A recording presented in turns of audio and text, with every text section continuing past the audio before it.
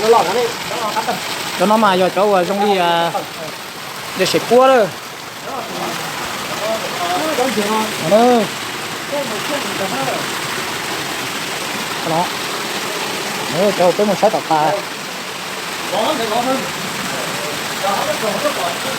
chung cư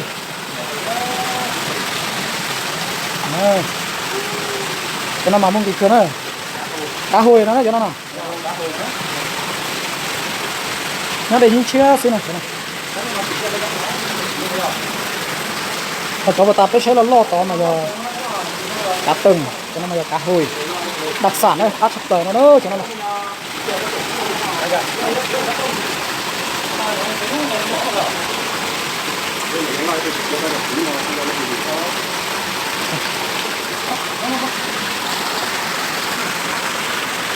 cá mình chém nó được trời ơi nhớ thì lò thì hết cái lò thì chỉ bỏ ra cái nó bỏ phải nó ra nó sắp tới đấy con trẻ chỉ muốn bắt sàn á cho nó mà mua thì chỉ mà cho bắt sàn một mỏ mà nó tàu chỉ đó thì nó có thà chỉ đó nó có thà cái gì nè thà thật thời thôi kia ốp một phe nó có cho nó để mình tìm sắp tới bây giờ nó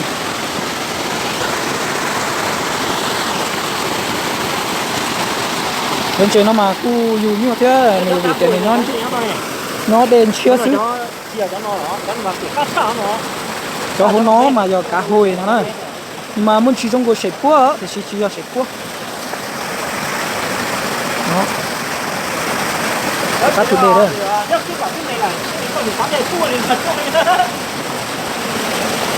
có dàn chị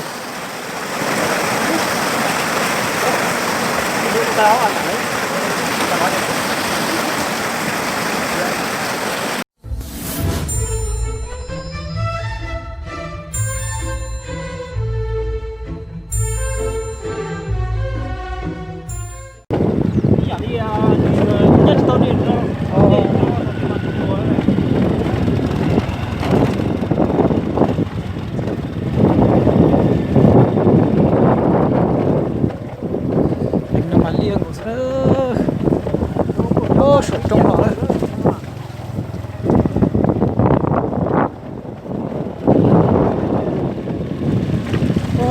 Thì là mình đi ở cái gì đó lấy chuối khó té lên nữa cho cái chuyện nó này đi ăn còn đi xưa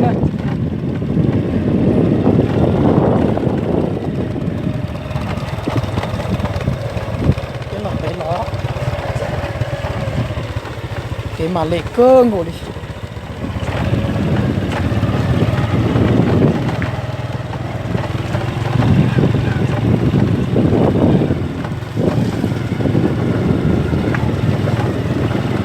vừa tủ đây lọt vào một cái nhà săn một đó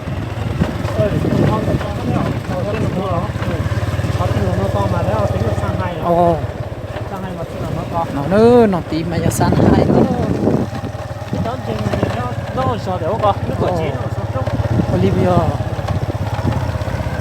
Sapa mà giật ô tí nó nữa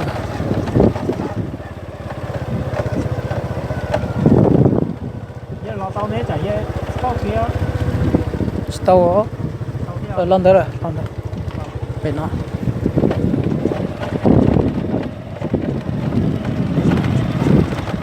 Sapa nhá về nó đó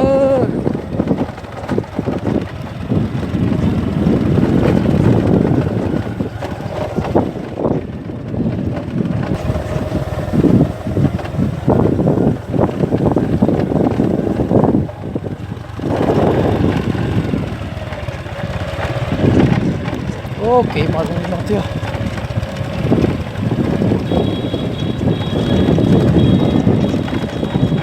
sát xong rồi đó nó chụp của tàu liệt thế nữa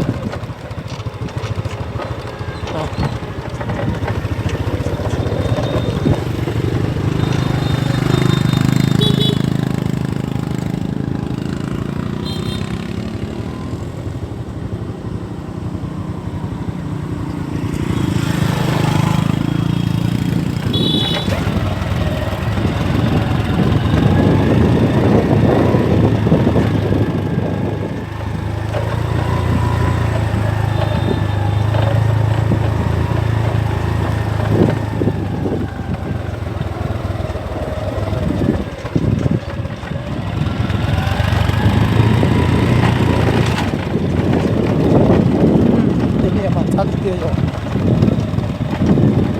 cái trong mà mày ăn cái chả mà ôi trời lia rồi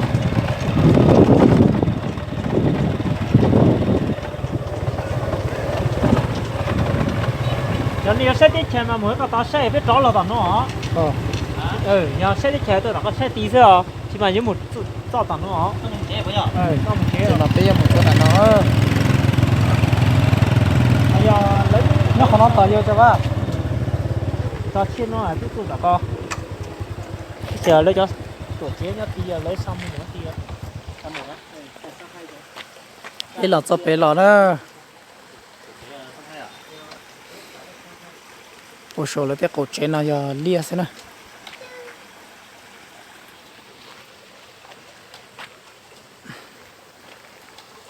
đó điểm trường san 2 thôn san 2 Lao Trải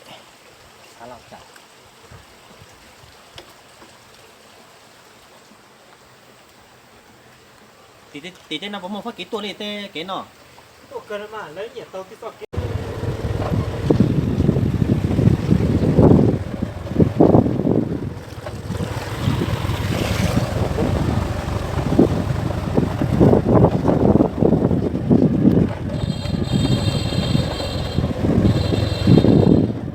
tên lia nữa sao không lại đi sao chỗ nào đi có tàu lia thế nữa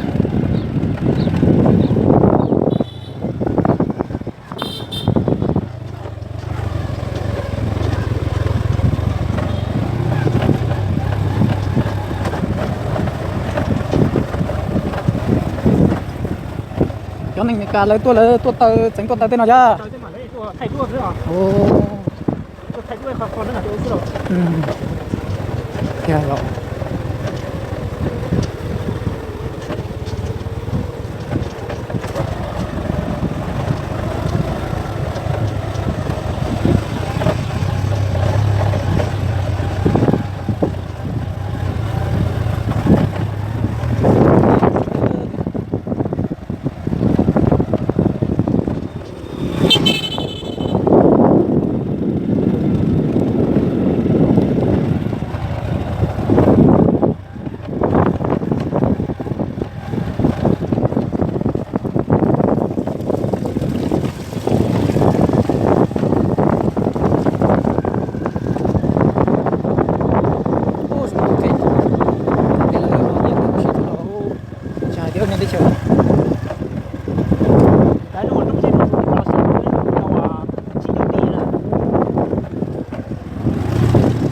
vô tu ở trên rồi đó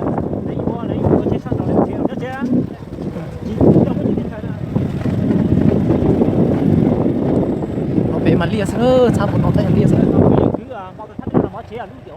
ô lúc đó nó là một tí có một lúc chung nhau số bây giờ đi bây giờ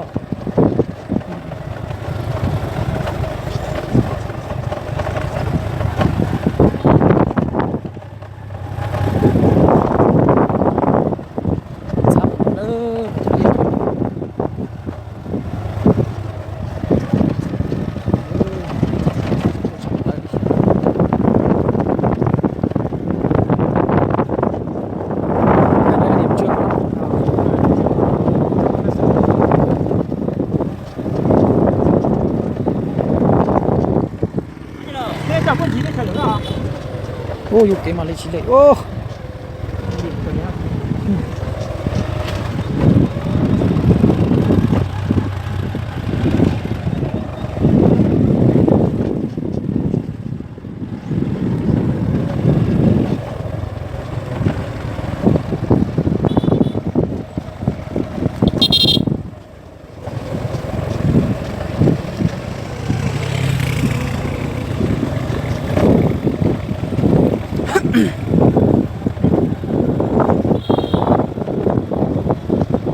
có từ cứ nuôi nó bé họ chơi hùa chế lúc nào bây giờ nuôi riêng nó bây giờ đừng có giáo viên nó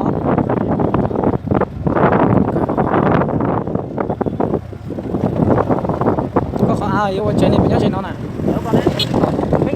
khó chịu con này đi đâu khó chịu chịu vào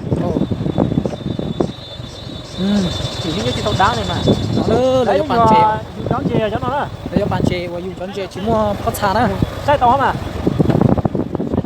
cái bún xe à giờ gì đấy cứ chỉ mua Không chưa? Chưa xỉu. Nhà muốn trâu chỉ có tuần trâu sao thì có sai. Nhưng mà dòng dùng không phải. Hả? Cái này dòng không phải. À, nhất là dù à? Cái là dùng. Cái này ăn gì nè? À, là cũng dùng theo rồi. cái đây nó mà giờ tụ có ta bé lọt bé nữa bé lọt có bé lọt này giờ nó giờ ăn trả bên một xe để cho chén chè xe để chọc bát chén chè nó mà nhớ đến chia xuống nữa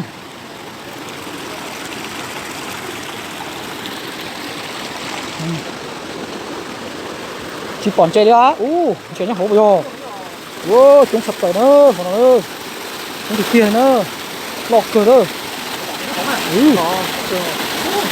chúng sập tới cho nó giờ chén chè chỉ một bát xa nữa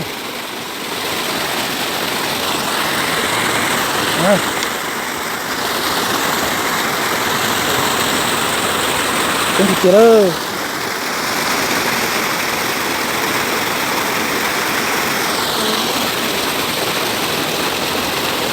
nơi con trẻ nó mà nhớ đến chưa xíu nào đâu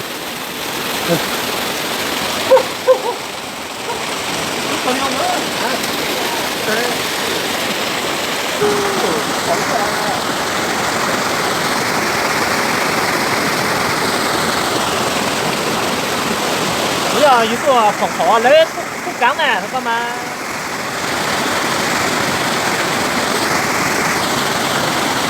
Đang dùng chén lò được trời đấy. ơi Nhớ thì lò thì hết cái lò.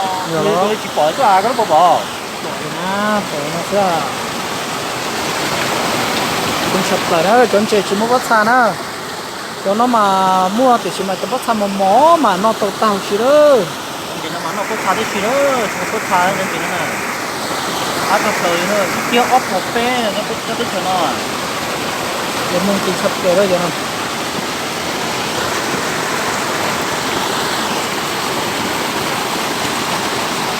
bên trên nó mà cu dù như thế này vì thế này nó đền chia xứ Chia cho nó đó, cho nó kiểu cắt chả nó.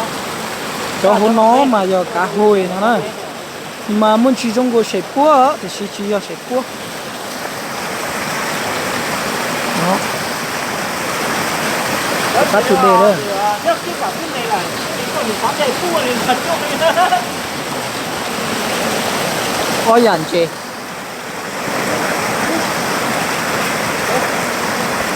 tao à đấy.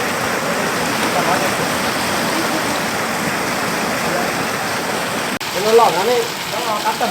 cho nó mà giờ cháu trong đi để sấy cua đó nó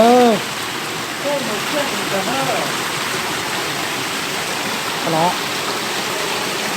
cho cái một sai tạt ta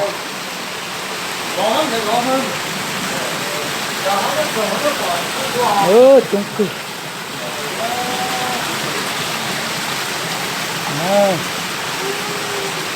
cho nó mà muốn cái cửa nữa cá hồi nó cho nó nào nó để những chia xí này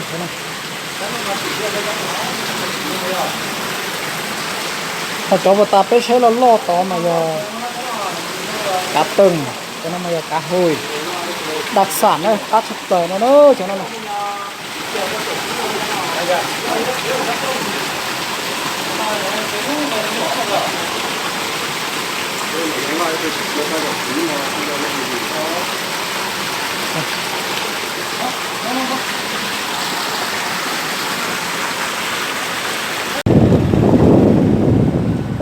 cái lò sầu lò nữa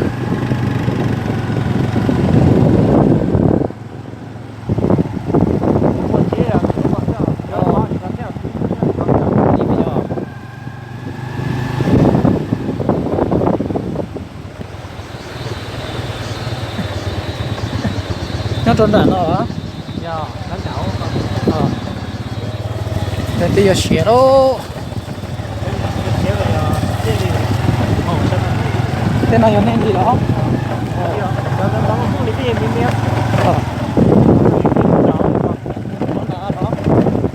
có ly hơn rồi nó. Để khó thì con mà. Ồ. Khó như phải con xin mà. Kìa.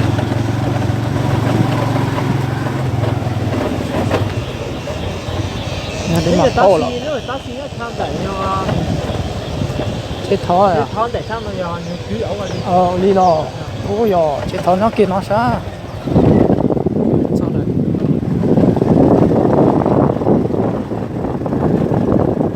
Ôi dồi, có nhóc nó mà dê chết thó lỡ dò. Nó là chết thó nó chết tính tu á.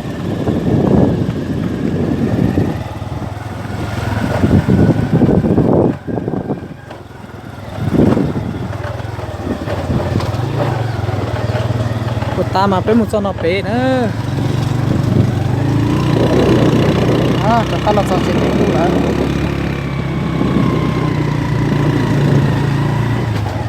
Không chết à? Chết à? Nhưng mà giữ cái lâu. ô khấu con nó lò đi đó Bỏ tích chả đi cha. dùng cô chụp lại đi kia Thế hả? Ôi, giờ này nó giờ vì lúc sáng là giờ trò phố này chỉ bỏ rồi đó. Tại kỳ phải bảo lo xếp này. Ừ, ôi đi mà.